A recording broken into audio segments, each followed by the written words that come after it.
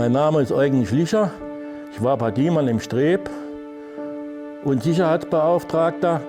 Habe 1973 auf der Grube angefangen als Jungbergmann und habe gearbeitet bis 2007 und bin dann in den Vorruhestand gegangen. Zu unserer Zeit damals, in den 70er Jahren, hat es gehießen, entweder gehe ich auf die Hütte oder auf die Grube. Da habe ich da ausgesorgt. So, und auf der Grube hat man mehr verdient und hat viel mehr Möglichkeiten gehabt wie auf der Hütte. Und da hat man gesagt, da geht man auf die Grube. In der Lehrabteilung habe ich dann gelehrt, hier zum Beispiel jetzt hier in Velze. Und dann bin ich unter Tage in die Lehrabteilung nochmal gekommen, ins Lehrrevier. Und dann hat man halt dann ausgesondert. Der geht in den Streb, der geht in die Vorrichtung, der macht das und der macht das. Und da habe ich mich halt gemeldet für den Streb. Die Arbeit im Streb sieht so aus, weil die Schrägmaschine schneidet die Kohle raus. So, und die Kohle muss immer laufen. Wenn die Kohle im Moment nicht gefördert gibt, kann man auch kein Geld verdienen. Und deswegen ist das A und O die Schrägmaschine, dass die Schrägmaschine läuft. Weil jede andere Arbeit, auch im ganzen Bergbau, wird von Kohle bezahlt. Und wenn die Schrägmaschine nicht läuft, wird auch kein Geld verdient. Und normalerweise hat man auch immer so gesagt, 1 Minute Stillstand der Schrägmaschine kostet 10.000 €. Und wenn du dann irgendwelche längere Störungen hast, kann man sich ja ausrechnen, wie viel Verluste du in dem ganzen System hast. Die Anstrengung im Streb war sehr hoch, aus dem einfachen Grund, man hat hohe Temperatur gehabt, man hat viel Lärm und viel Dreck. Und eine hohe Feuchtigkeit durch Berieselung der Schrägmaschine oder durch irgendwelche Undichtigkeiten von den Schildern, wo dann halt der Druck entweicht ist und getripst hat.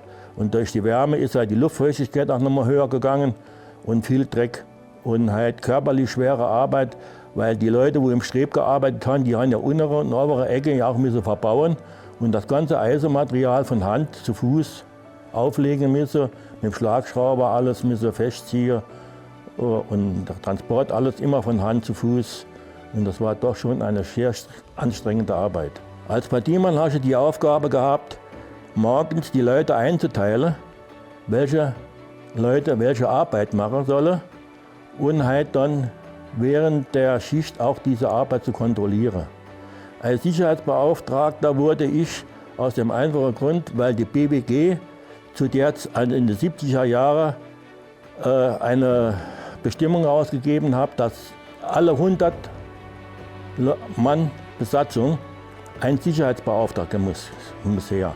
Und dann hat der Abteilungssteuer bestimmte Leute rausgepickt und hat dann zu denen gesagt, du musst jetzt auf die Sicherheitslehrgang gehen und musst dann Sicherheitsbeauftragter machen. Im Bergbau spielt die Sicherheit eine große Rolle.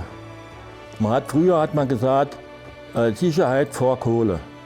Also zuerst die Sicherheit und dann erst Kohleabbau. Und wenn die Sicherheit nicht gegeben war, hat die Kohle müssen Ruhe, bis die Sicherheit nochmal geordnet war.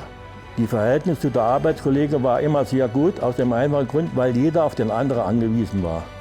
Wir haben zum Beispiel verschiedene Fußballvereine gehabt im Bergbau, also verschiedene Drittler, wo Fußball gespielt haben, haben wir gegeneinander gespielt und halt viel Kameradschaft, Abende gemacht und halt viel durchgehabt. Das sind mehrere Dinge, die unvergessen waren. Zum Beispiel haben wir hier in Velze in einem Aufhauen einen Panzer eingebaut und habe dann gesagt, gut, jetzt machen wir Halbschicht, weil bei Panzerarbeit und so, da hast du ja keinen Zwang gehabt und da konnte ich etwas Halbschicht machen. Und da sind wir aus dem Aufhauen rausgegangen. In dem Moment, wo wir draußen waren, ist das Aufhauen zugegangen. Also alles von oben runter zu. Wenn man da nicht rausgegangen wäre, dann wären wir alle begraben gewesen. Und so war es genauso gut. Die Bergleute wissen ja alle, die auf dem Wand gearbeitet haben, 1431, der hohe Streb. Wenn du da über deine Schilder hast, du dort hinten hochgucken und da war nach 20, 30 Metern nach oben war gar nichts mehr, wo alles runtergefallen ist. Und da sind wir auch oben, haben wir dann Parisadestempel gestellt und ausgeblasen mit Anhydrit. Und da musst du über diese Schilder dann drüber krabbeln. Da sind wir dann auch runtergegangen, was drin gegangen. In dem Moment ist auch wieder das nochmal was runtergefallen. Also zweimal in meinem Leben, in meinem Berufsleben, wo ich Glück gehabt hatte. Ich werd nochmal Bergmann gehen, allein wegen der Kameradschaft. Und halt wegen den, ja gut, hat man ja früher nicht gewusst, dass man auch so früh daheim bleiben kann. Ne? Das ist auch ein Problem. Weil die anderen sagen immer, ja, die Bergleute bleiben so früh daheim und hin und her. Also jetzt, wie wir jetzt hier die Führungen machen und ich erkläre denen dann alles, wie das hier alles abgeht, dann sagen die Leute, jetzt weiß ich ja, warum die Bergleute so früh daheim geblieben sind.